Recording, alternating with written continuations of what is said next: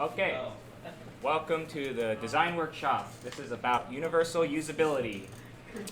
Basically, this workshop is going to be going over what exactly universal usability is and the types of users we might be trying to account for when thinking about how we design our games, such as motor, color blindness, low vision, deaf/hard of hearing, and cognitive disabilities. We can keep in mind these users and design our games to help them in such a way. What kind of problems can arise from them, as well as what we can do to help solve or alleviate these issues. Do you have any questions before we start? Okay, cool. So, and also these are the videos that I use to help give this presentation. All 4 of these videos are from a YouTube channel by Mark Brown, the Game Maker's Toolkit.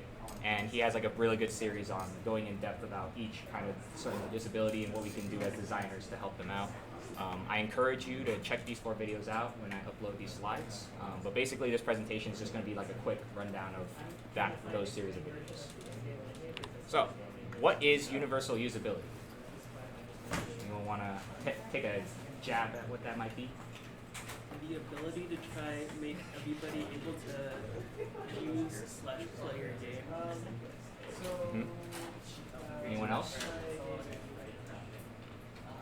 Yes. Include as many people, even those with certain motor or cognitive disabilities, I guess. Okay. Yeah. Everyone here who has spoke up is right in some extent. That universal usability is basically the idea that we should communicate our designs to be usable to every type of user. That's like the more formal way of saying it from Ben Schneiderman, who wrote the kind of UI UX book that we use at UCI. And this is also a quote from Satoru Iwata from Nintendo. Video games are meant to be just one thing, fun. Fun for everyone. And that's basically what we designers can do to help even those with like motor disabilities and such. And so we want our games to be fun for everyone, even players who might have developed certain traits or handicaps over time. And we designers can help them in many ways that this presentation will be going over. Any questions about that before we start? This is why I have to look at documentation. I'm not familiar with the crochet. It's just when you use it. All right. So,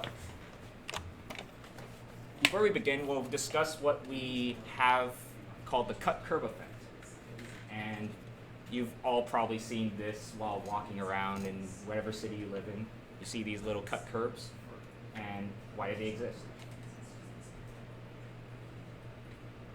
To help those possibly in a wheelchair go across the street.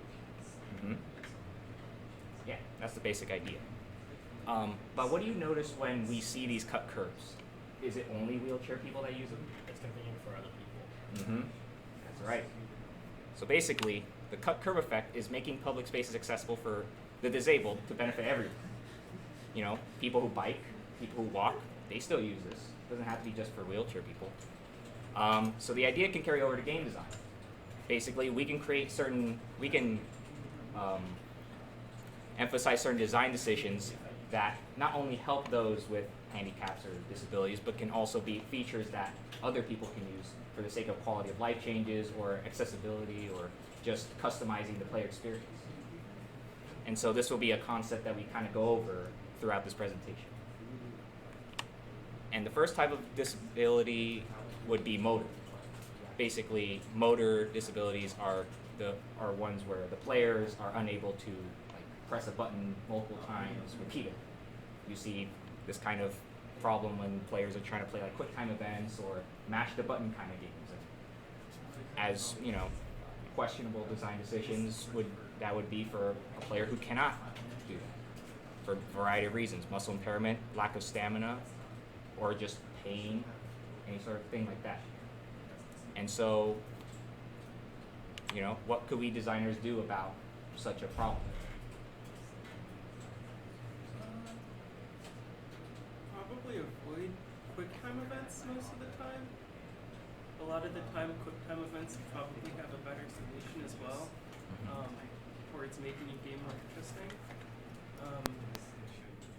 Some of the other things, though, is like the thing that makes this complicated is that for some people, needing to execute quick things, like in a precise way, is kind of how they find enjoyment, so it's kind of hard to balance the two.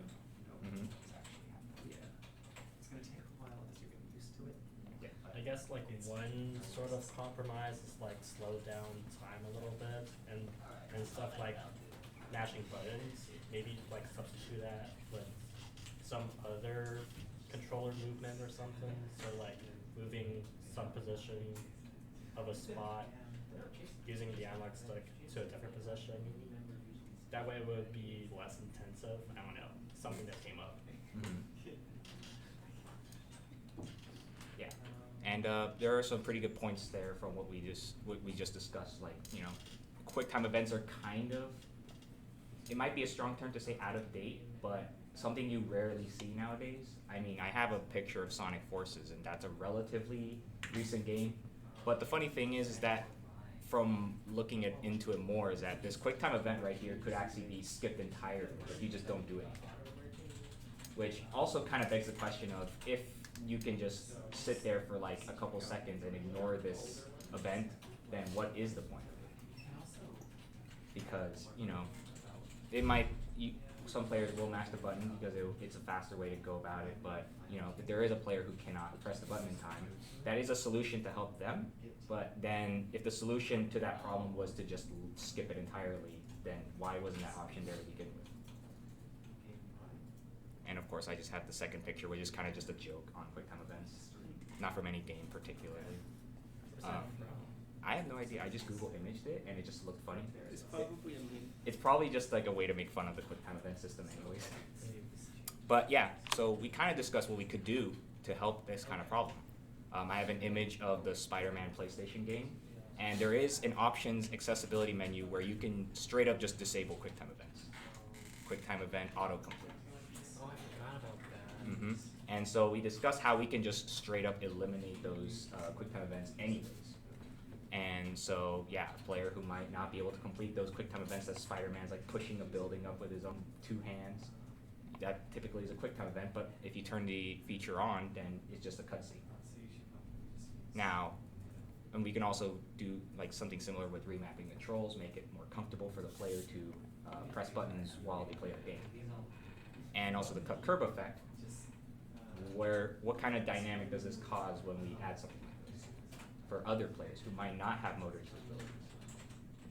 Being able to remap your controls to what you want doesn't only help people that have problems with their motor functions, but it can make everybody's user experience more more in a not category, make it more situational towards like what they usually use. Like customized. Yeah, because I know that a lot of some people are like really used to like either like FPS controls or like some other kind of controls, and then they're like, okay, I want to remap my stuff to be more like that rather than like this other thing.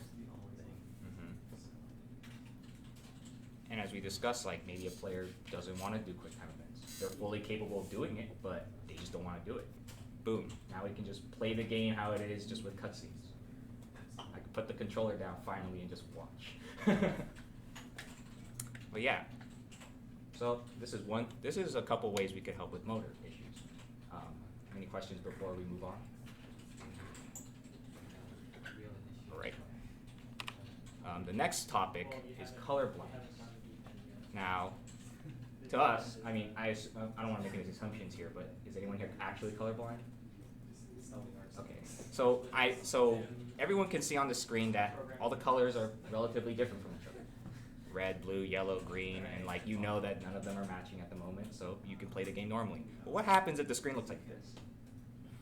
Someone who cannot see red and green, what the heck? They're all the same color. Why aren't they matching?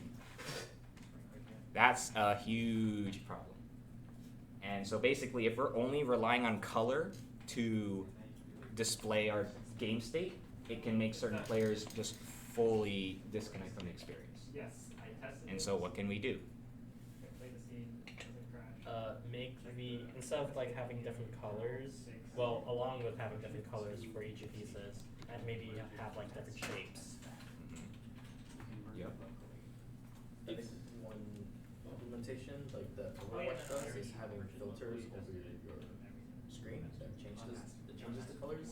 But I think a better solution would be able to actually customize the colors of the blocks yourself. So you can give one a distinct color. I see. Like just like mapping controls, like mapping colors. Yeah, a lot of games from what I've seen have like a thing in settings to make it like colorblind mode. Like in League, I know they have that. I remember because I like the colorblind mode cursor rather than the not colorblind mode cursor because it makes it like orange rather than Whenever so. I say it, Yeah, a lot of what we mentioned are pretty common practices for dealing with this problem.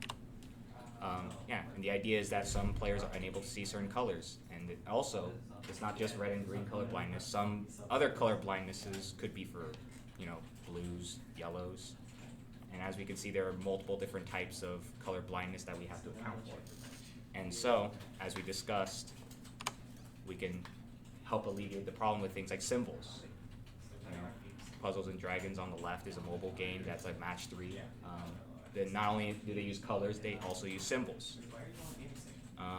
Same with Uno. Apparently, they've made an Uno that has colorblind like features. They add like little symbols to the top left corners of the cards, so that you now can tell the difference between all of them. And so, how can we apply the cut curve effect here? And we kind of discussed like, you know, customizing the player experience. You know, colorblind modes are typically pretty like preferable for certain people. Any other reasons? Having those shapes on the Puzzles and Dragons stuff makes it more interesting rather than just having circles of colors. the stats are there. Symbols are very common. I even learned that recently Trello has this. Yeah, Trello has a colorblind mode, and so when you're using labels, it actually adds like, you know, symbols to them, which is pretty neat. Yeah, you have Trello open right now. Go to labels. If you go to one of your tasks and then labels, I think there's a colorblind mode.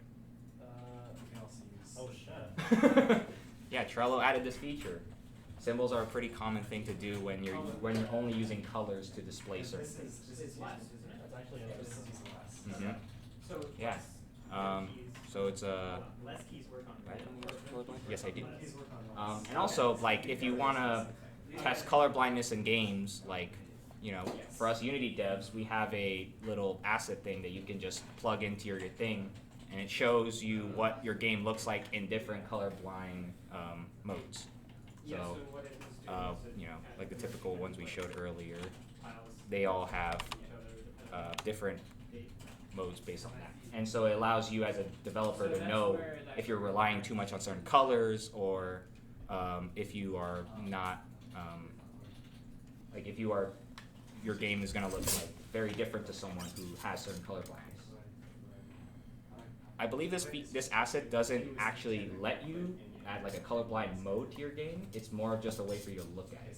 But you can use this to help you know if you need something like that in your game, or if you want to just redesign colors entirely to ensure that you aren't, you know, harming those who cannot see it. I guess harming might be a too strong a word.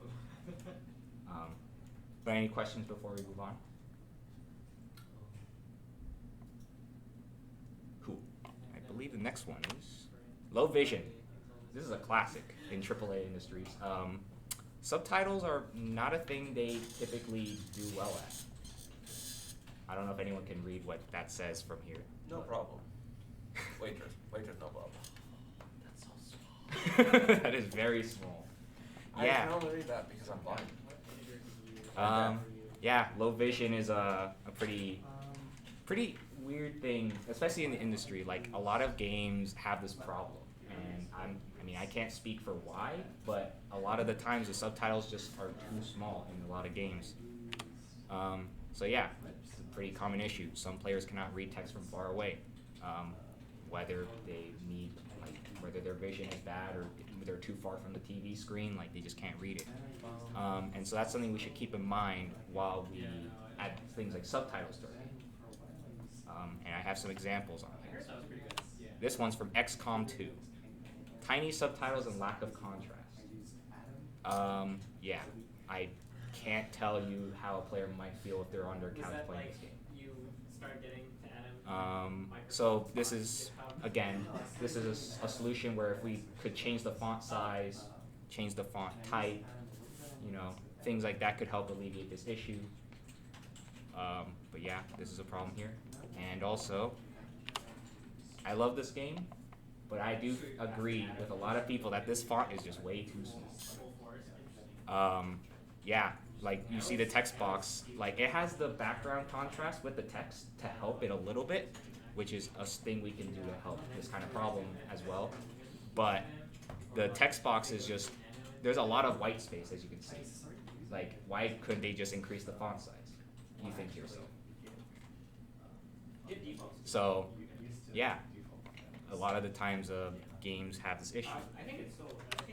I actually have. And so, like, besides what I wrote up here, does anyone have any other suggestions to this common issue? Like I know that Nintendo put out an update for certain Nintendo Switch games that you could actually zoom into the game to actually read the text. Because in handheld mode, it's a little bit harder to like read the text. So they just put out an update to remedy that. Yeah, something like that. I haven't used it myself. So it's like like it's part of the hardware? Or Yeah. like, oh, okay, so it's not part of a game, it's part of like the Switch itself. Got it. That's what we call a solution for the game. Actually, there's like studies that go into this where if you look at examples of what TV shows do, they have like a translucent black background to contrast the letters, and also the number of words that you actually put on the line counts as well. Because if you saw with the Xcom text, it's tiny and it just goes on forever. So if you don't finish that within whatever amount of time they want you to read it in, you're gonna lose all that information. That is actually interesting. I didn't know about that, but that's good to know.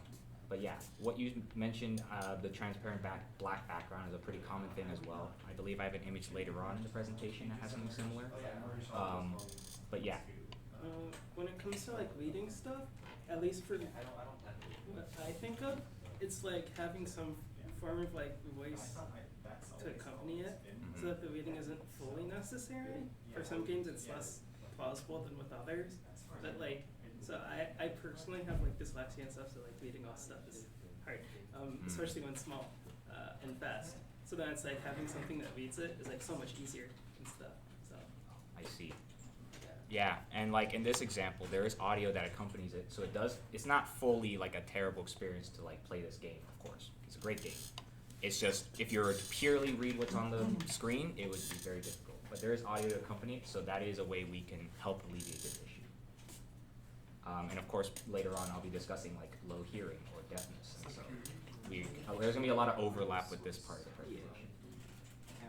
But yeah, as I mentioned on this slide, we can make the text bigger. That's a pretty easy solution. I know that with most Text Mesh Pro kind of things in Unity, I think most game engines have something similar. You can just straight up increase the font size and just display a certain amount of words on the screen per box. Makes things a lot easier. Make the text contrast more.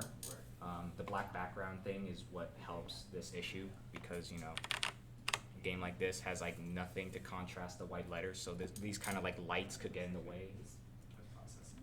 Whereas this has the white box with the black text, so it at least helps. And also, just as a like while we're playtesting games, we can just have our game like on a screen like this and play like from like 30 feet away and see how we feel, or like 10 feet away. Like kind of simulating like what a couch co-op or couch game would be like. So that way we can see whether our text needs to be improved or not. So, any questions? Oh, yeah, and the cut curve effect. I think we kind of discussed this already. Kind of like just having the text there is better than nothing. Having us being able to read with the audio that could accompany later on. Any other things you want to add before we move on? Cool. And I believe the next part is deaf/hard of hearing. Sound is very important, and it can be integral to a game's experience. But if a player can't hear it, or if they have a hard time hearing it, what happens? Will your game suffer because of it, or will it be okay? And of course, this is an issue that we as designers have to also think about, since music is also something that is a pretty integral part of games. And so, any possible things that anyone wants to bring up before we show some examples? I think for when you want to convey important information to your player, it's good to have both visual and audio markers. Mm-hmm.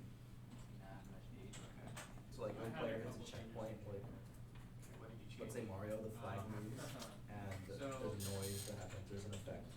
It's all very obvious. Yep. Anything else? I can show some examples in the meantime to help jog people's thinking. In Undertale, there is a section called Memory. It's a puzzle in which there's like a little like music box that plays, and the player has to like imitate the sound of the music through a piano in the game. But this feature is purely auditory. I believe there was an update that had a like thing where if you waited long enough, it would just straight up tell you what to press to help people who couldn't hear it. But I believe initially it came out and was just a purely auditory puzzle. So I'm gonna refix So- it. I'm gonna fix it. While Toby Fox did come up with a solution later on, what other solutions could we have possibly done for a puzzle like this that doesn't have to just resort to show the answer after a while? Yes. We could, one thing you could do is, you know those memory things where they have like, it plays a sound, that little toy, it plays a sound and it plays a color, you've gotta copy it. You could do it that way instead of just playing a music thing and then pressing along with it. It could be symbols lighting up in an order and you have to remember that. Kind of like a Simon Says kind of thing? Yeah. Or where are those things? Is that Simon Says with the 4 buttons on it? But I forget. That's for after.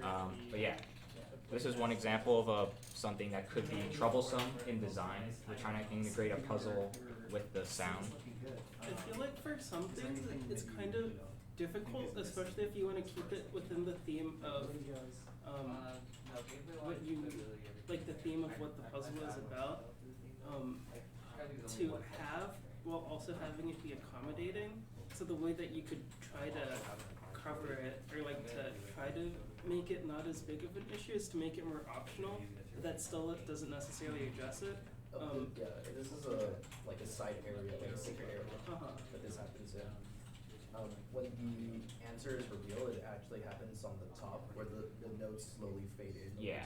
over time. I don't remember this one. So, yeah. No, it's pretty hidden. But I think the better way they could have done it is like set up the scene so that either those raindrops actually land on like what are the notes of the song, because I think that's just random, like just an effect for the rain, and I it's not see. actually in sync with the music. That would be a pretty subtle way of going about it. That's pretty good. Right. So like adding in like probably more aesthetics that are tied into the music itself. Or into the puzzle, or like multiple, like if it were like a puzzle, I don't think it is a puzzle, but just like having different solutions. Like having multiple solutions is one way.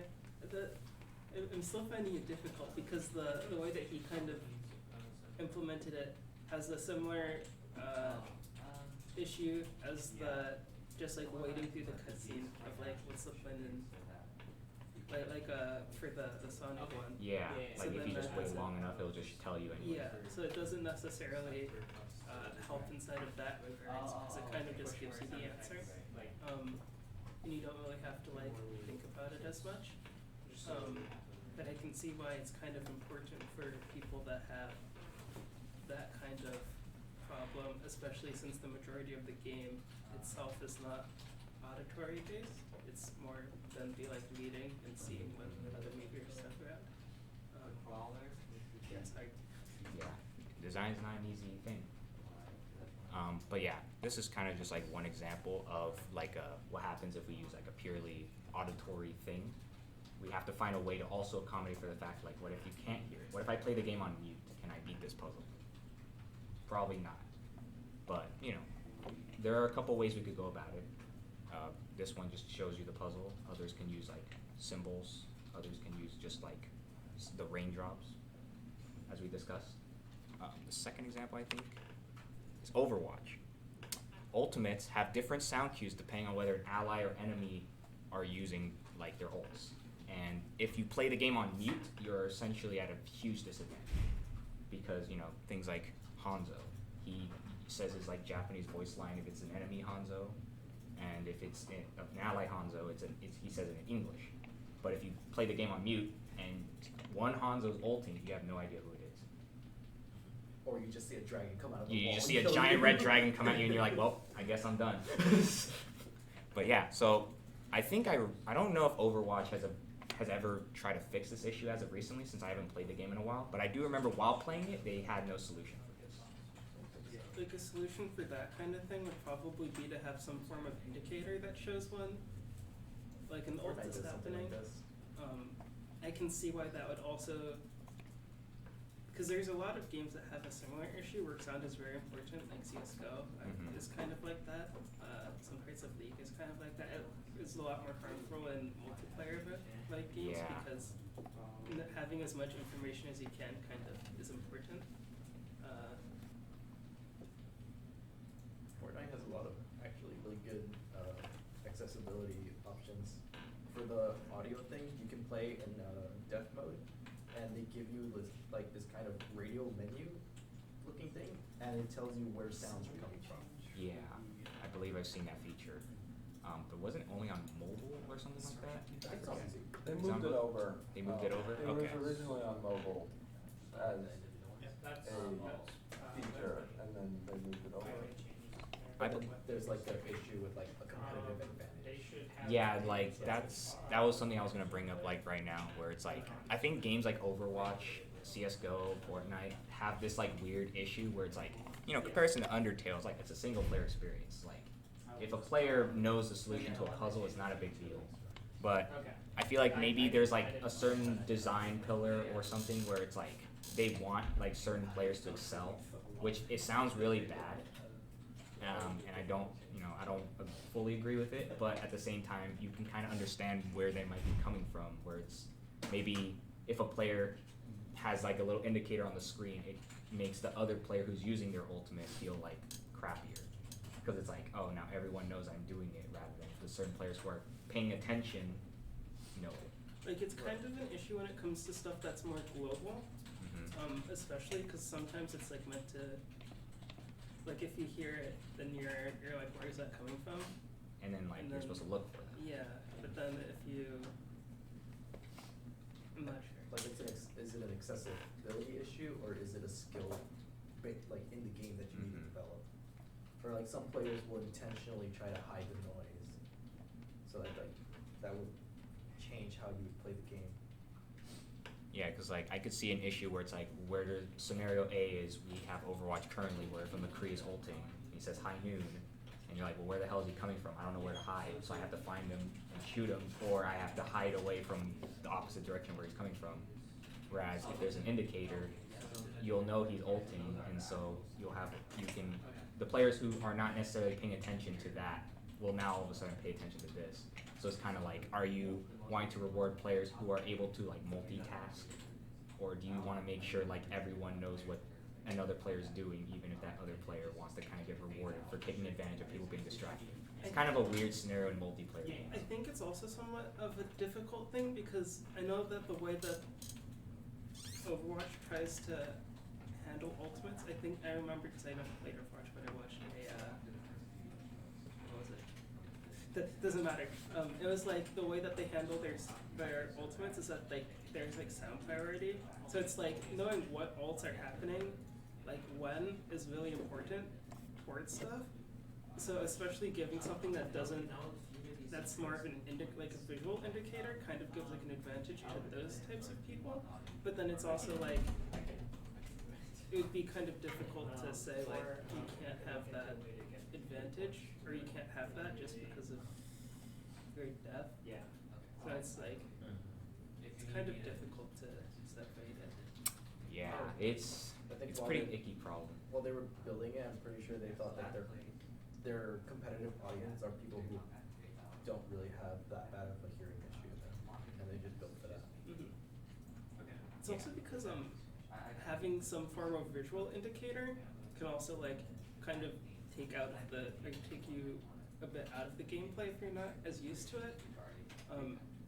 Because like having something that's not like actively happening in the game is a little less intuitive and stuff than something that's like directly happening in the game. Like the sound is very like, the sound happens and then it's like, okay, the sound is tied to the thing, rather than like this indicator of like maybe the character is tied to the thing. But then it's like, yeah. Yeah, I'm honestly like, I feel like this kind of topic is like a workshop in itself, where it's like, what do you do with this in multiplayer games? Because like, I'm sure there's a lot of things that designers have to think of where it's like, well, accessibility, but also competitive. So, yeah, it's kind of a hard issue to explain with like multiplayer games, but it is an interesting design exercise to think about. And basically, as we discussed, like, you know, those players of hard of hearing / deaf, they might not be able to hear these sounds. And how integral is it to your game? It could be a roadblock, or it could just be a severe disadvantage when it comes to winning the game. And what we can do to fix it, we've discussed some things. You know, Fortnite has their like little radio tracker that, like, I believe hears footsteps. Like you can like see the footsteps. Like bullets. gunshots, treasure chests, Mm-hmm. buildings breaking, Right. pretty much And, everything. and also, like, in relation to the other topic, we have visual and auditory cues. So this is kind of like a good example of like the two of them put together.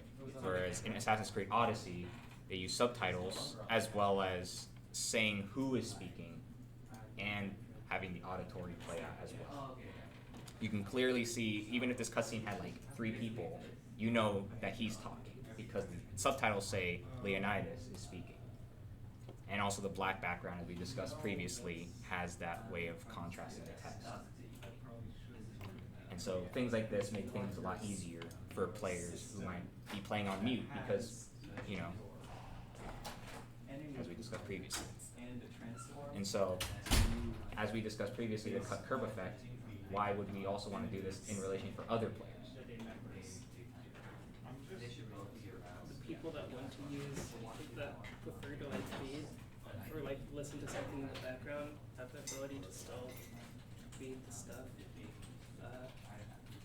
which could be more convenient for them. Makes it so that they can enjoy the game more the way they want to enjoy it. Yeah, and what about if a player is like, they need to keep the sound down because, you know, maybe they're playing the game in secret. You know, what if they're in their room and they're like, oh, I got a baby in the room with me, or oh, my mom doesn't want me playing video games at night. You know, maybe it helps them as well. All jokes aside, but yeah, these are ways to help out with like players who have these issues, and so. Another issue of this is like trying to balance the sound effectively, and just having like different volume sliders for different things can also help. Yeah. So distinguishing sounds is like not just being able to hear, but also distinguishing sound effects and music and other ambient sounds. And that's another thing we didn't discuss in this presentation, but there's also the issue of like if there's too many sounds in your game, that can also like kind of leak into sensory overload in a way, where if you have like ambiance and outside footsteps and chatter in the tavern and also the player's sound effects, then it's like there's all these sound effects happening at once that it could like make players feel uncomfortable because of other disabilities that might not be auditory but other cognitive, which we will get into soon. But that is something that I believe the Mark Brown video also goes into with his video on the audio, where it's like you can have different sliders for different types of audio. So if a player doesn't want to hear certain audios, they can just slide it all the way down. And so yeah, as we discussed, visualizing sounds in our game is like the most common way of doing it. We can also play our games on mute if we want to play test how our games are and see how we play our games if no one can hear the sounds. And this is also pretty common in like mobile games as well, because a lot of people don't really play mobile games with sound. So designers have to do things that, you know, don't rely on sound as often, which is something that I believe one of my friends told me when he was working on his mobile game. Yeah. Basically, like, a lot of the times you should not rely on sound purely because some players might have to play your game. Maybe they're playing in public. So, any questions before we move on? And I believe the last topic of discussion is like a brief overview of like cognitive. Now, I don't know how many of you have seen this video. It's called Juice It or Lose It. It's from like these two programmers who took like Breakout and essentially added features to it to add more quote-unquote juice. Things like particles and screen shake and flashing lights and all that good stuff. And this is something you kind of see sometimes in the CGS major. And I love this video, and I believe everyone should watch it as like a programmer so they know how to add juice to their game with a little effort. Does that bar have eyeballs? Yeah. Apparently that's like a simple scaling thing where they just took a sphere and just like shrinked it to make eye blinking. Is there argument that the player can't notice it, then toss it, basically? Well, what I was gonna say here is that as much as I like the video, this can also be like, Sensory overload? yes, like they have like all these flashing lights and moving balls and like screen shake all over. And while it's a very extreme representation of the juice, things like these are things to be aware of. For if this was an actual game in the market, this game would be pretty problematic for certain players. And because, you know, we designers love juice. It's a simple way to add game feel to our game. If we want to add screen shake, it's literally just take our camera and put it inside a sphere and just shake it up a little bit whenever something happens. And it's something you can do in like 5-10 minutes if you know what you're doing. But also, things that we need to be careful of is that if we display these certain features to players, it could bother them. You know, flashing lights is going to cause epilepsy. You know, spamming particle effects could cause a migraine. And particle effects are fun, but we need to do it in moderation. Otherwise, problems can arise. And so, what can we do as designers to help alleviate these issues?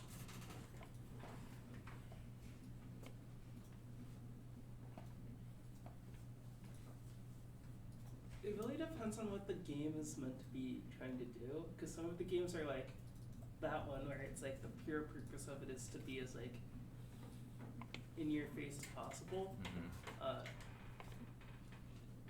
If it's a game like that, it's kind of hard to cut back on juice, but it's like sometimes it's like even as like straight up just designing something, it's better to like leave it. Like some things it's better just to like leave alone and like not to put something in that doesn't necessarily have a purpose. Especially if it can be damaging in some way like that. Another thing is like I think that in like anime, what they do is like whenever something could possibly cause like epilepsy or something like that, they dim the like light on it. I know like if you watch My Hero Academia, that's the reason why whenever something that like before like a big move or something, the screen goes like darker. That's some ways to address it. Like if you wanted to keep the flashy juice aspects of it in.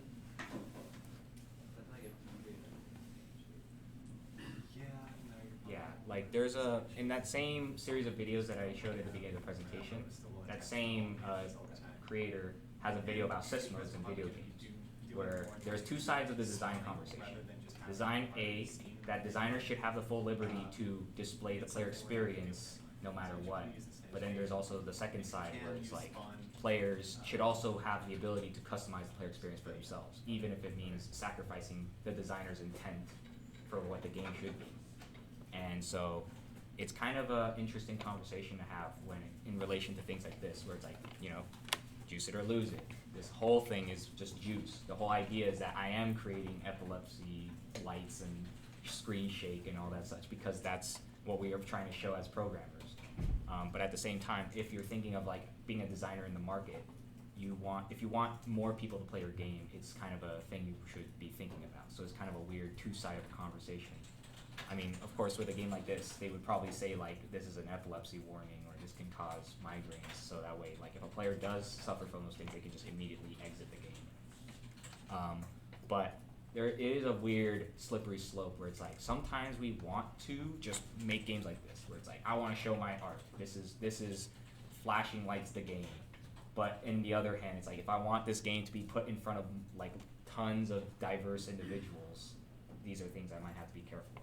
So it's kind of, it's an interesting conversation to have once you get into that. And that's kind of, we will be going a little bit into that in this part. So basically, so we might be adding things like particle effects and lights to our game that can cause these issues, but also some features, it might not be a feature that causes stress, but rather an actual game mechanic. And then what happens if that happens? Like, what happens if I design a game mechanic that can cause stress to an individual and possibly trigger their anxiety? Is that a good thing? Is that a bad thing? Probably a bad thing, because, you know, I don't want to actually give someone an anxiety attack, but like, if the intended experience is for you to be scared or stressed, then what happens? Just give them the warning beforehand. There's the warning aspect. The best thing, so like if you're making a horror game and you want to make a horror game, it's really difficult to go in and say, okay, we want this to also be played by people who don't like horror, so let's add in unicorns and flowers everywhere. Just like an option, which would be a very interesting way to make a horror game, and it would probably be terrifying. Like, just replace all the monsters with like nice flowers. Like a unicorn comes out of the corner, just like, no. Yeah, like as we discussed, like there is that two-sided conversation. There is the designer's intent, but also the player experience, and we have to like decide what we want to do. And there's a couple examples here that kind of like are more one-sided towards the aspect of letting the players customize the experience, because that's kind of what this presentation is about. But also you could walk away with the idea of, maybe that's not what my game wants to do. I'm creating a horror game. It's supposed to be a horror game. If players don't like it, then I guess they shouldn't play it. So there's something to think about. But I think one example we have here is for particle effects. There is actually an option to reduce the snow, because the snow can cause sensory overload. That's what I got this from the Mark Brown video, but also I believe this might have been an issue that came up, and that's why this option exists. So there's a way to actually make it so the white snow is a little less white, so that way there's not so much stuff on the screen, and you can just straight up show the flash effects or not. So, because you know, flashing lights cause issues as well. If you have a game that's just like spamming flashing lights, that could cause issues. If you have a game that's like showing too much stuff on the screen at once, that could cause issues. These are things to keep in mind, and we can add an option that just straight up says like, I can customize how this is displayed. So if I don't want to see it but still want to play Stardew Valley, I can do that. It would suck to be like, I want to play Stardew Valley, but I can't handle the winter because the snow, and I had to put down the game. It's a lot more. The Stardew Valley is a very self-paced game. Mm-hmm. I feel like when it comes to games that are more in the realm of like pace yourself, it's more important to have your own, or like these kind of accessibility things, because otherwise, because the purpose of it is to like relax a person rather than like stress out a person, especially because I know like stuff that's more in the realm of action, it's kind of hard to be able to dial down the action because you're worried about like sensory overload or something like that. But like the games where it's less focused on that, you have to like take into account more so the kind of accessibility and disability issues that could arise.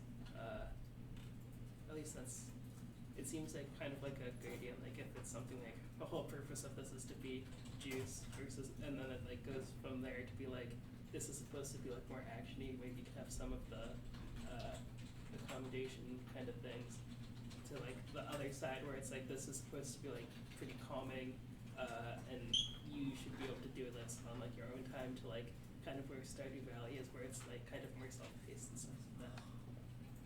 That's an interesting topic to bring up because like a game like this is supposed to relax someone, so it would make sense to always have accessibility no matter what. And there could be a case made of like action games needing accessibility as well, but again, that's probably like a different conversation. But there's a lot of things we have to think about as designers. But yeah, good point. And also, I believe I have a second example on here. When it comes to game mechanics, you know, I believe there was I think this was a controversy with like Darkest Dungeon. I'll come back to that in a bit. Darkest Dungeon has like corpses, and I believe this mechanic alone caused a lot of stress to people. And so you can just straight up go into the options and turn off corpses. And the idea with corpses is that if you kill an enemy and you don't finish the encounter fast enough, the corpse comes back to life and you have to refight it again. And I believe the developers heard a lot of concern of like, I don't like the corpses mechanic, it's like super stressful and like I wish I could just turn it off. And I believe there was like that kind of whole like, what the corpses add that level of stress, which is what I want. It's called Darkest Dungeon. You can lose your beloved character at any point. But at the same time, it's like certain players, or a majority of players, wanted this thing. Do I give in, or do I keep it the way it is? And of course, they put the option up because they allow their players to customize the experience. And it's not different. But this is also kind of like, It's very is this something that we could possibly want for your game? Or would this just be like, well, this is what my game has, it's a mechanic, if you don't like it, then I guess it's not for you. Or I add this option and now more of the players come back to the game because we have this. And it opens up my audience to more people. Now it's not just the hardcore dungeon crawler people, now I can invite people who are maybe more casual and buy my game because of this option.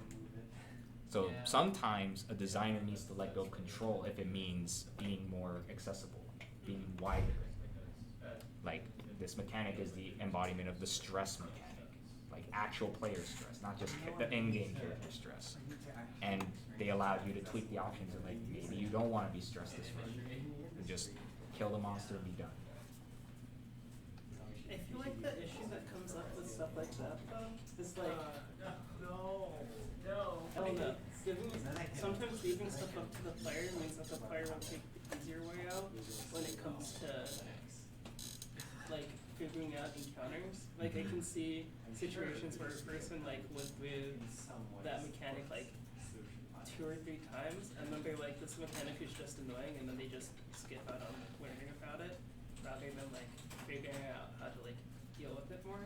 But I can see why even with that you would want to you might want to still have the option for the people that actually get stressed by it.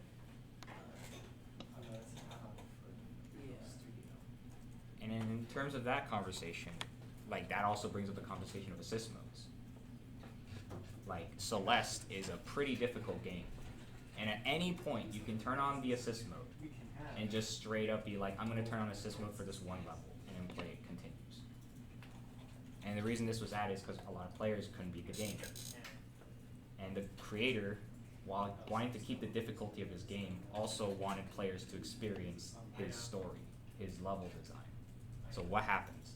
Well, you could add assist mode. But also, is this something your game would want to do? Because like maybe the whole point of your game is that it is a rage game, and that it is stressful, and that you are supposed to get better over time. But maybe there's a player who just is like, look, I just want to beat this game like that. And they have a thing like assist mode where it's like at any point I could just turn this on and just play the game with infinite health, slow game speed, infinite stamina, and just get through this level because it's annoying. So like there is also that kind of conversation as well. Mario Odyssey has assist mode as well. If you fall off the map, you just come back up and lose 1 health rather than losing a whole 10 coins. There's always arrows that lead you towards where your next objective is rather than letting you explore around because maybe that's how you want the game to help you out. And also if you lose health, if you just stand still for a period of time, you get all your health back. It's like a Call of Duty. And it's a very different game than like regular life. So it's like we have these options which might, as a designer you might think detracts from the player experience because these games are supposed to be difficult, but there might be players out there who are more casual. Now, of course, with a game in the Nintendo franchise, it would make sense to have this because like anyone can play a Nintendo game. That's what they want. Yeah. Fun for the whole family. But then you look at a game like Celeste and Darkest Dungeon. Do they want to have this? Or do they want to just keep to their inclusive or in their small audience? Do they want just to make sure these players are playing my game the way I want them to play? Or do I want a lot of people to customize my game to their wants?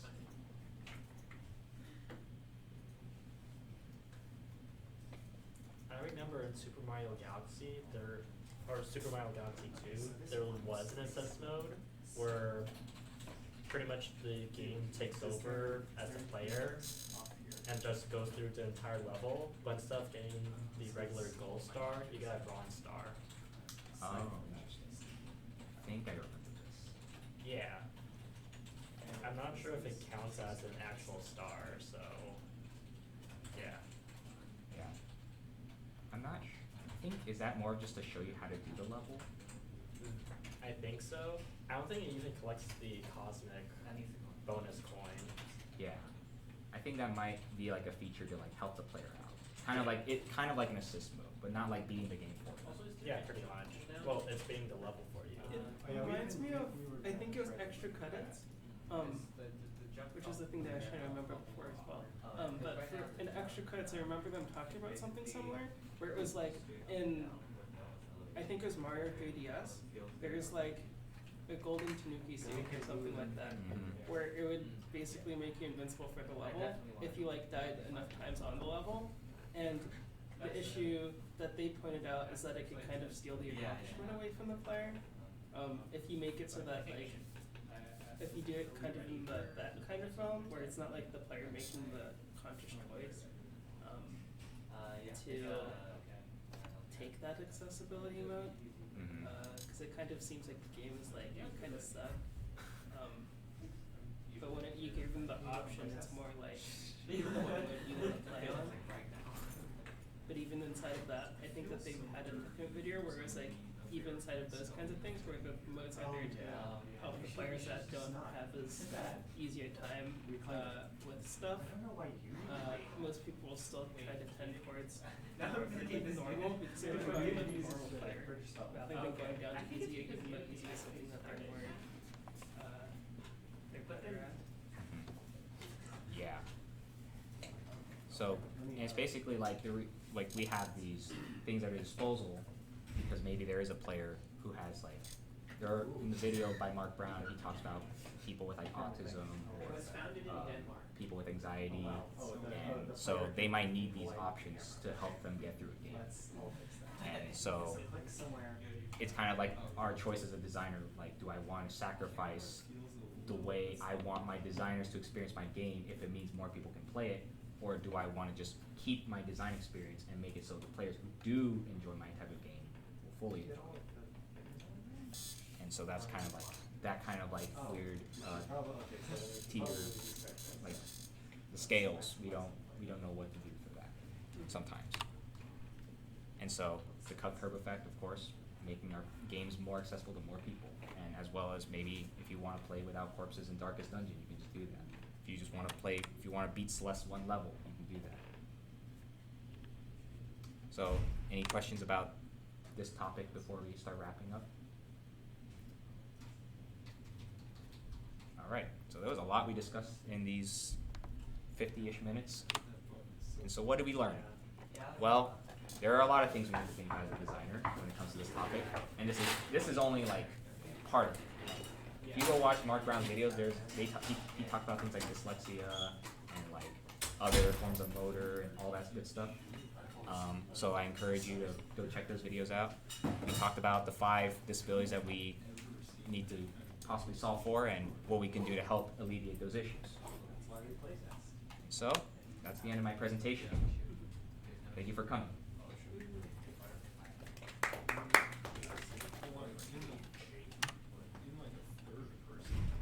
I think that even inside of those situations though,